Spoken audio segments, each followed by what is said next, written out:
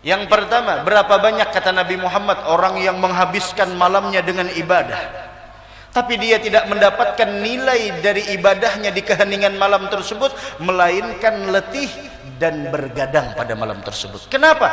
Karena tidak ada ihsan di dalamnya, karena tidak memperbaiki amalnya, karena tidak memperindah amalnya, karena tidak memperbagusi amalnya. Hadis yang kedua, kam min shaimin, sering kita dengar di bulan puasa. Mudahan panjang umur seberataan insyaallah. Berapa banyak orang yang berpuasa, dia tidak mendapatkan pahala puasanya melainkan lapar dan haus. Kemudian lagi hadis Rasulullah yang berikutnya, la khaira fi tilawatin la tadabbura fiha. Tidak ada kebaikan bagi orang yang membaca Al-Qur'an yang dia tidak merenungi isi dan kandungan makna Al-Qur'an itu sendiri. Bahkan dikatakan rubbatalil Qur'an wal Qur'an yal'anuh. Berapa banyak mereka yang membaca Al-Qur'an tapi ternyata Al-Qur'an itu sendiri yang melaknatnya. Dia sendiri yang membaca Al-Qur'an bahwasanya tidak diperbolehkan ini isi kandungan Al-Qur'an, tapi dia sendiri yang melanggar itu semua. Terjadi di akhir zaman. Rubbatalil Qur'an. Berapa banyak orang yang membaca Al-Qur'an terjadi di akhir zaman. Dia membaca Al-Quran dengan indahnya, dengan tajwidnya, dengan iramanya, dengan kiraatnya. Akan tetapi Al-Quran yang dia baca itu sendiri, makna dan artinya melaknat perbuatannya itu sendiri. Artinya apa? Dia membaca dia sendiri dan tidak mengamalkan. La ilaha illallah. Mudahan Allah perbaiki keadaan umat. Bukan hanya sekedar membaca Al-Quran, bukan hanya sekedar memperindah Al-Quran dengan suara-suara yang merdu, kemudian kiraat-kiraat yang indah, akan tetapi bagaimana pengamalan terhadap Al-Quran itu sendiri. Tidak ada ihsan. Makanya para arifina billah, orang-orang yang mengenal Allah subhanahu wa ta'ala, mereka lebih menekankan al-ihsan fil amal, memperindah dan memperbagus amalnya daripada amal itu sendiri. Membaca Al-Quran dengan indahnya, wa'budullaha wa la tusyriku bihi syai'a wa bil walidaini ihsana. Atau ayat yang lain, wa qadha rabbuka alla ta'budu illa iyyah wa bil walidaini ihsana. Merdu suaranya. Imma yablughanna 'indaka al-kibara ahaduhuma aw kilahuma fala taqul lahumā uff ولا تنهرهما وقل لهما قولا كريما واخفض لهما جناح الذل من الرحمة وقل رب ارحمهما كما ربياني صغيرا. Dibaca dengan merdunya, dengan suara indahnya, tapi Quran itu sendiri yang melaknatnya. Maksudnya apa? Dia sendiri yang durhaka dengan orang tua. Dia sendiri yang durhaka dengan orang tua. Qu anfusakum wa ahlikum nara. Membaca dengan indahnya, dengan qiraatnya. Qu anfusakum wa ahlikum nara waquduha an-nas wal hijarah 'alayha malaikatun ghilaz 'alayha malaikatun ghilazun shidad لا يعصون الله ما أمرهم ويفعلون ما يؤمرون ويفعلون ما يؤمرون. Dibaca dengan qiraat, tapi dia sendiri yang mengajak keluarganya ke dalam kemaksiatan. Nonton orang-orang yang di sana memamerkan batang tubuhnya lenggak-lenggok dan lain sebagainya. Tidak ada rasa malu daripada itu semua. La haula wala quwwata illa billah. Mudahan Allah perbaiki keadaan kita. Nah, itu menunjukkan daripada apa yang kita lakukan tersebut, al-ihsan fil a'mal aham, lebih penting daripada amal itu sendiri. Dan orang yang berakal, orang yang mempunyai akal sehat, bukanlah orang yang bisa mendahulukan atau membedakan yang mana yang baik dan mana yang tidak baik, tapi orang yang punya akal adalah orang yang bisa membedakan mana yang terbaik dan mana yang baik, mana yang penting dan mana yang lebih penting. Penting beramal, tapi lebih penting lagi al-ihsan fil amal.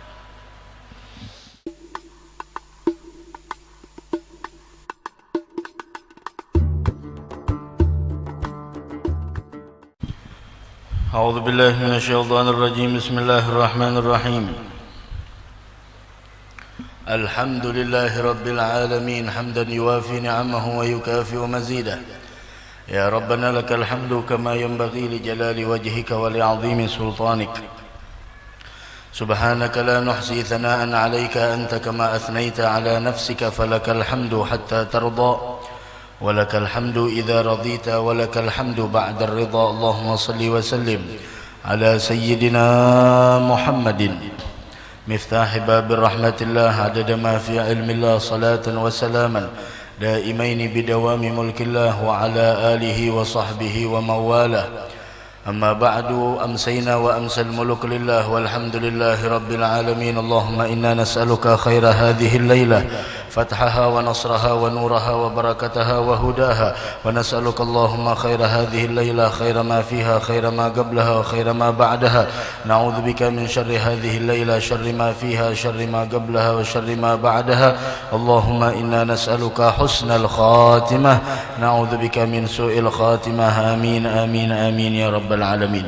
قال الإمام الشيخ أبو زكريا يحيى بن شرف النووي في كتابه الأربعين radhiyallahu ta'ala anhu wa ankum, berkata al-Imam Syekh Abu Zakaria Yahya bin Sharaf an-Nawawi di dalam kumpulan hadis Arba'in. Mudah-mudahan kita mendapatkan keberkahan ilmu beliau dunia wal akhirah, amin ya rabbal alamin. Radhiyallahu ta'ala anhu wa ankum, hadis yang ke-17. An Abi Ya'la Shaddad bin Aus radhiyallahu ta'ala anhu an Rasulillah sallallahu alaihi wasallam, diriwayatkan dari Abu Ya'la Shaddad bin Aus. Sudah kita jelaskan malam Jumat yang telah lalu tentang biografi singkat, yaitu perawi hadis yang bernama Shaddad bin Aus radhiyallahu taala anhu. Dari Rasulullah sallallahu alaihi wa ala alihi wasallam, beliau bersabda, innallaha katabal ihsana ala kulli syai'in. Sesungguhnya Allah subhanahu wa ta'ala telah mewajibkan untuk berbuat atau perlakuan baik terhadap segala sesuatu apapun. Jadi ini umum, apa saja kita itu diwajibkan untuk melakukan sesuatu itu dengan baik. Maknanya adalah bahwa Allah subhanahu wa ta'ala menuntut kepada setiap hamba-hambanya itu untuk berperilaku atau untuk berbuat baik kepada setiap apapun, sehingga berperilaku baik kepada setiap apapun itu mencakup baik di dalam diri kita ataupun kepada orang lain. Berperilaku baik kepada diri sendiri dengan cara apa? Dengan cara untuk selalu menggiring diri kita itu di dalam melakukan ketaatan dan menghindari segala setiap kemaksiatan. Itu cara berbuat baik kepada diri. Di samping kita biasakan diri kita untuk melakukan ketaatan, kemudian menjauhkannya dari berbagai macam kemaksiatan dan pelanggaran, juga jangan sampai kita biarkan diri kita ini mendatangi tempat-tempat yang tidak diridhai Allah. Itu caranya. Dan jangan sampai kita zalimi diri kita dengan sebuah kemaksiatan.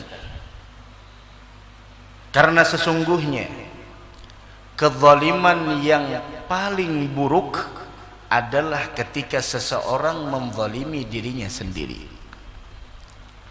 Sehingga dikatakan oleh Al-Imam Al-Habib Ali bin Muhammad bin Husain Al-Habsyi sahibul Maulid, fadzulmun nafsi min aqbahidz zulmi. Menzalimi diri sendiri merupakan kezaliman yang paling buruk. Tunang paling kada bagus, menzalimi diri sendiri. Begitu juga cara berbuat baik kepada diri sendiri, yaitu jangan sampai kita perturutkan daripada ajakan-ajakan hawa dan nafsunya. Jangan sampai kita perturutkan ajakan hawa nafsu, jangan. Itu salah satu cara berbuat baik kepada diri kita. Maka dari karena itu di dalam doa ketika kita berbuat zalim terhadap diri kita, yaitu adalah Rabbana zalamna anfusana wa illam taghfir lana wa tarhamna lanakunanna minal khasirin. Ya Allah, kami telah menzalimi diri kami sendiri. Artinya apa? Ketika kita meninggalkan sebuah kewajiban, ketika kita melakukan sebuah pelanggaran, itu semua tidak menguntungkan dan merugikan fi haqqillah, di dalam haknya Allah. Akan tetapi kemaksiatan yang kita lakukan, pelanggaran yang kita langgar, kemudian ketaatan yang kita kerjakan, ibadah yang kita amalkan, semua itu akan kembali ke dalam diri kita sendiri. Dari karenanya Allah mengatakan di dalam Al-Quran, Rabbana zalamna anfusana. Wahai Allah, kami telah menzalimi diri kami sendiri, baik dengan meninggalkan ketaatan ataupun dengan melanggar segala larangan yang telah dilarang oleh Allah. Kemudian bagaimana cara untuk kita selamat dari akibat kezaliman yang kita lakukan kepada diri kita sendiri? Tidak ada yang bisa menyelamatkan kecuali ampunan dan kasih sayang Allah. Kalau ampunan tanpa kasih sayang, ini masih dikhawatirkan. Maka dari karena itu di dalam Al-Quran, wa illam taghfir lana wa tarhamna lanakunanna minal khasirin. Jika engkau tidak memberikan keampunanmu kepada kami, apakah cukup hanya ampunan? La, tidak cukup. Tidak cukup hanya ampunan yang kita dapatkan dari Allah dari kezaliman yang kita lakukan terhadap diri kita, akan tetapi di sana wa illam taghfir lana wa tarhamna, rahmat. Ini kasih sayang. Orang yang disayang oleh Allah dengan orang yang tidak disayang itu beda. Mudah-mudahan kita termasuk orang yang disayang Allah. Tapi jangan khawatir. Selama kita berada di tempat-tempat kebaikan, itu menunjukkan kedudukan kita di sisi Allah. Maka dari karena itu dikatakan, apabila kalian ingin mengetahui di mana kedudukan kalian di sisi Allah, maka lihatlah, perhatikanlah di mana Allah menempatkan engkau. Apabila kita ingin mengetahui di mana kedudukan kita, apakah kita termasuk orang yang mahbub, orang yang dicintai Allah, maka lihat, perhatikan di mana Allah menempatkan kita. Jika Allah menempatkan kita di tempat-tempat yang dicintainya, di tempat-tempat yang menyebabkan orang berkumpul segala dosanya diampuni Allah, di tempat-tempat yang diridhai olehnya, maka itu menunjukkan kedudukanmu di sisi Allah. Tapi ingat, waspada, jika engkau ditempatkan oleh Allah di tempat-tempat yang tidak diridhainya, di tempat yang dimurkainya, di tempat yang tidak disenanginya, maka itu menunjukkan adalah kedudukanmu di sisi Allah. Maka dari karena itu dikatakan oleh para ulama, orang yang menyia-nyiakan waktu itu adalah salah satu alamat orang tersebut dimurkai Allah. Kalau kita hubungkan dengan apa yang dikatakan oleh para ulama tersebut dengan kedudukan seseorang di sisi Allah Subhanahu wa taala, maka ketika kita berada di tempat-tempat yang mulia, di tempat-tempat yang diridhai Allah, apakah di sana terdapat idha'atul waqt? Apakah terdapat di dalamnya kita menyia-nyiakan waktu? Tidak ada. Contoh seperti majelis macam ini, kita sama-sama berzikir kepadanya, kita sama-sama mengingatnya, kita sama-sama menyebut namanya, kita sama-sama bersolawat kepada kekasihnya yaitu Nabi Muhammad sallallahu alaihi wa ala alihi wasallam. Kemudian kita di sana mendengarkan sabda Nabi Muhammad. Kemudian kita saling mengingatkan satu dengan yang lain tentang bagaimana kewajiban kita sebagai seorang hamba kepada Allah Subhanahu wa taala. Kemudian kita niat i'tikaf di dalam ini masjid. Semuanya itu adalah bernilaikan kebaikan. Tapi lihat tempat-tempat yang tidak diridhoinya, apa di dalamnya tersebut? Di dalamnya terdapat nyanyian, di dalamnya terdapat ikhtilat, bercampur di sana, bahkan di sana ada perempuan-perempuan yang membuka aurat, di sana ada perempuan-perempuan yang joget dan lain sebagainya. Di sana ada perempuan-perempuan yang di sana membuka daripada auratnya. Kemudian kita tidak ada di sana mengingatkan satu dengan yang lainnya kepada Allah, tidak ada mengingatkan tentang nikmat Allah, tidak ada mengingatkan tentang hari akhirat. Maka semua itu adalah setiap perkumpulan yang semacam ini akan mengakibatkan sebuah penyesalan dan kerugian nantinya di hari kiamat. Mudah-mudahan kita termasuk orang yang beruntung insyaallah. Wa illam taghfir lana wa tarhamna lanakunanna minal khasirin. Ya, dua ini, maghfirah dan rahmat. Maghfirah dan rahmat. Kalau hanya ampunan masih bahaya. Tapi kalau sudah wa illam taghfir lana wa tarhamna, kalau pian tidak ampuni ulun, kalau pian tidak memberikan kasih sayang pian kepada ulun, lanakunanna minal khasirin, pasti ulun menjadi orang yang rugi. Artinya apa? Setiap orang yang menzalimi dirinya sendiri maka mengakibatkan sebuah kerugian yang sangat besar. Dan kerugian tersebut tidak akan pernah mampu ditutupi melainkan dengan dua hal. Yang pertama maghfirah, dan yang kedua adalah rahmat. Mudahan kita dapat ampunan dan kasih sayang Allah Subhanahu wa ta'ala. Ini al-ihsan. Maka dari karena itu dikatakan bahwasanya memperbaiki amal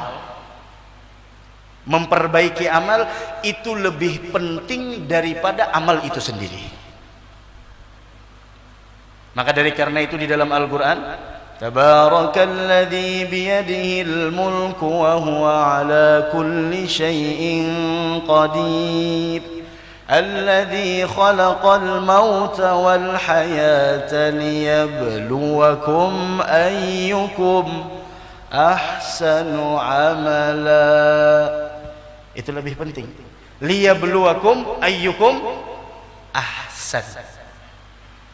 Tidak dikatakan oleh Allah liyabluwakum ayyukum aktsaru. Tidak dikatakan siapa di antara kalian yang paling banyak amalnya, tidak. Karena memperbaiki, memperindah, memperbagus amal kita itu jauh lebih penting daripada amal itu sendiri. Maka dari karenanya dalam Al-Qur'an liyabluwakum ayyukum ahsan. Tidak dikatakan aksar, tidak dikatakan siapa yang paling banyak amalnya, atau tidak dikatakan asra'u amala, orang yang paling cepat beramal. Tidak. Ada orang yang sembahyang bahan cepat. Lah. Kayak bulan Ramadan semalam, siapa yang paling cepat itu paling banyak jemaahnya. Masya Allah. Tarawihnya yang paling cepat, paling banyak jemaahnya. Pokoknya mun sudah lewat dari jam 9 itu berarti kalah tarawihnya. Kayak orang lomba aja lagi, siapa yang lewat dari 9 kalah lah. Tidak dikatakan asra'u, orang yang beramal dalam keadaan cepat. Nah, tidak. Salatnya cepat, tidak. Tapi adalah ahsanu amala. Dari karena itu melaksanakan suratul a'mal, bentuk dan fisik amal, baik itu dari salat ataupun puasa ataupun membaca Al-Qur'an ataupun di sana mengingat Allah, tanpa memperbaiki dan tanpa memperindah itu semua, maka sesungguhnya itu semua adalah sia-sia. Bagaimana cara memperbaiki amal kita, baik itu dari salat, baik itu dari puasa, baik itu dari membaca Al-Qur'an, baik itu daripada zikir kepada Allah Subhanahu wa taala, itu semua dengan cara yaitu kembali kita melihat dan kembali mempelajari daripada tuntunan Nabi kita Muhammad sallallahu alaihi wa ala alihi wasallam. Apa akibat dari orang yang beramal tanpa ihsan? Apa akibat orang berbuat sesuatu tanpa ihsan? Orang yang berbuat sesuatu tanpa memperbaiki amalnya, hadis Nabi kita Muhammad sallallahu alaihi wa ala alihi wasallam, satu, kam min qa'imin laisa lahu min qiyamihi illa as-sahar wat ta'ab. Dua, kam min sha'imin laisa lahu min siyamihi illa al-ju' wal 'atash. Tiga, la khaira fi tilawatin la tadabbura fiha. Yang pertama, berapa banyak kata Nabi Muhammad orang yang menghabiskan malamnya dengan ibadah, tapi dia tidak mendapatkan nilai dari ibadahnya di keheningan malam tersebut, melainkan letih dan bergadang pada malam tersebut. Kenapa? Karena tidak ada ihsan di dalamnya, karena tidak memperbaiki amalnya, karena tidak memperindah amalnya, karena tidak memperbagusi amalnya. Hadis yang kedua, kam min shaimin, sering kita dengar di bulan puasa. Mudahan panjang umur seberataan insyaallah. Berapa banyak orang yang berpuasa, dia tidak mendapatkan pahala puasanya melainkan lapar dan haus. Kemudian lagi hadis Rasulullah yang berikutnya, la khaira fi tilawatin la tadabbura fiha. Tidak ada kebaikan bagi orang yang membaca Al-Qur'an yang dia tidak merenungi isi dan kandungan makna Al-Qur'an itu sendiri. Bahkan dikatakan rubbatalil Qur'an wal Qur'an yal'anuh. Berapa banyak mereka yang membaca Al-Qur'an tapi ternyata Al-Qur'an itu sendiri yang melaknatnya. Dia sendiri yang membaca Al-Qur'an bahwasanya tidak diperbolehkan ini isi kandungan Al-Qur'an, tapi dia sendiri yang melanggar itu semua. Terjadi di akhir zaman. Rubbatalil Qur'an. Berapa banyak orang yang membaca Al-Qur'an terjadi di akhir zaman. Dia membaca Al-Quran dengan indahnya, dengan tajwidnya, dengan iramanya, dengan kiraatnya. Akan tetapi Al-Quran yang dia baca itu sendiri, makna dan artinya melaknat perbuatannya itu sendiri. Artinya apa? Dia membaca dia sendiri dan tidak mengamalkan. La ilaha illallah. Mudahan Allah perbaiki keadaan umat. Bukan hanya sekedar membaca Al-Quran, bukan hanya sekedar memperindah Al-Quran dengan suara-suara yang merdu, kemudian kiraat-kiraat yang indah, akan tetapi bagaimana pengamalan terhadap Al-Quran itu sendiri. Tidak ada ihsan. Makanya para arifina billah, orang-orang yang mengenal Allah Subhanahu wa taala, mereka lebih menekankan al-ihsan fil amal, memperindah dan memperbagus amalnya daripada amal itu sendiri. Membaca Al-Quran dengan indahnya, wa'budullaha wa la tusyriku bihi syai'a wa bil walidaini ihsana. Atau ayat yang lain, wa qada rabbuka alla ta'budu illa iyyah wa bil walidaini ihsana. Merdu suaranya.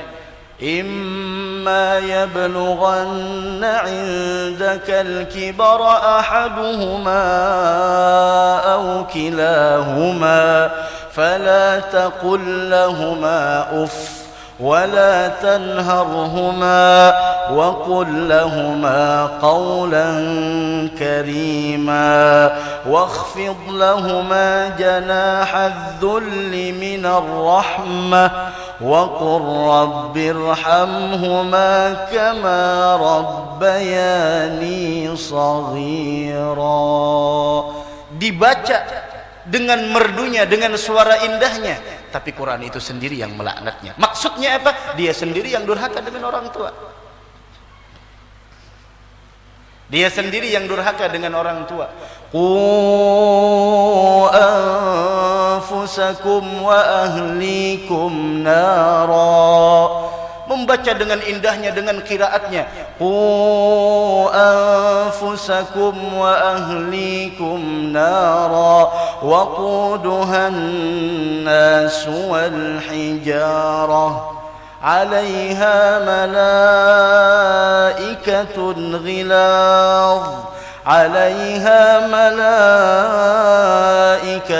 غلاظ شداد لا يعصون الله ما أمرهم ويفعلون ما يؤمرون. Dibaca dengan qiraat, tapi dia sendiri yang mengajak keluarganya ke dalam kemaksiatan. Nonton orang-orang yang di sana memamerkan batang tubuhnya lenggak-lenggok dan lain sebagainya, tidak ada rasa malu daripada itu semua. La haula wala quwwata illa billah. Mudahan Allah perbaiki keadaan kita. Nah, itu menunjukkan daripada apa yang kita lakukan tersebut, al-ihsan fil a'mal aham, lebih penting daripada amal itu sendiri. Dan orang yang berakal, orang yang mempunyai akal sehat, bukanlah orang yang bisa mendahulukan atau membedakan yang mana yang baik dan mana yang tidak baik, tapi orang yang punya akal adalah orang yang bisa membedakan mana yang terbaik dan mana yang baik, mana yang penting dan mana yang lebih penting. Penting beramal, tapi lebih penting lagi al-ihsan fil amal. Ibarat basa sapu, bukan hanya basa sapu, lawan lap-lapnya. Ibaratnya tuh baka karik di halaman, bukan hanya memutiki sampah, tapi lawan dibakar-bakarnya. Lain membakar rumahnya, lain bakar sampahnya. Rumahnya dibakar, rumahnya sampahnya nang dibakar. Nah itu ihsan. La ilaha illallah. Bahkan kadang-kadang kata ulama, orang yang hanya di sana melaksanakan bentuk amal itu sendiri tanpa diperbaiki amalnya, itu bisa jadi bukan pahala yang dia dapat, malah dosa. Sebagaimana orang-orang yang murain, orang-orang yang ingin amalnya dilihat, itu menjadi sebuah akibat yang sangat besar di dalam dirinya. Dari karenanya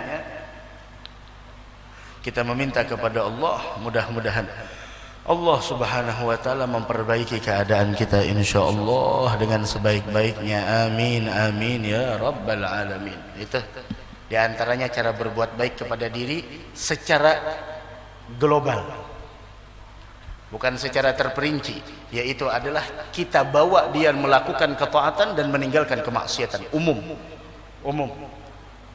Masuk di sana jangan sampai diberikan makanan yang haram dalam diri, itu termasuk al-ihsan, berbuat baik kepada diri kita. Di antaranya lagi al-ihsan ilal ahli, dan juga di sana berbuat baik kepada, di antaranya berbuat baik kepada keluarga. Berbuat baik kepada keluarga, dan itu yang lebih ditekankan. Khiyarukum khiyarukum li ahli. Orang yang paling baik di antara kalian, orang yang paling baik dengan keluarga. Wa ana khiyarukum li ahli, kata Nabi Muhammad, dan aku paling baik bagi keluargaku. Makanya Nabi Muhammad kadang-kadang beliau menyapu. Kadang gengsi sidin menyapu. Kadang-kadang mengambil sampah sidin. Kadang-kadang sidin menjahit baju sorangan.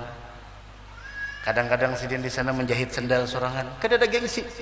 Itu akhlak Nabi kita Muhammad sallallahu alaihi wasallam.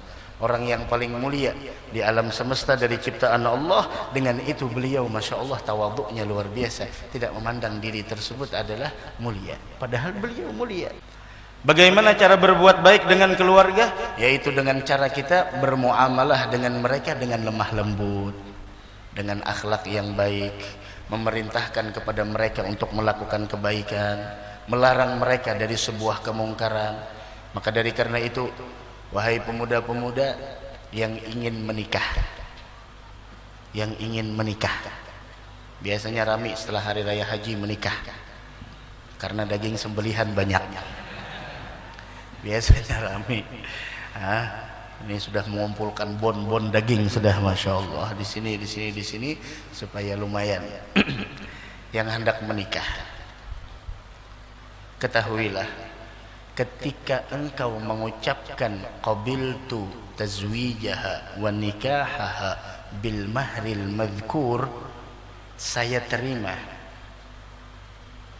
kawin dan nikahnya fulanah binti fulan dengan mahar yang sudah disebutkan tunai, maka ketahuilah bukan hanya sekedar ucapan yang terlintas di lisan engkau, akan tetapi kewajibanmu adalah mendidik istrimu dan bagaimana cara engkau mengatur daripada berbagai macam hal-hal, baik dari segi duniawi wabil khusus dari segi agama. Karena segala tindak tanduk istrimu tersebut akan berpengaruh di dalam kehidupanmu. Kesalahan yang dia lakukan, bukan hanya dia yang mendapatkan dosa, engkau pun wahai suami juga mendapatkan sebuah dosa.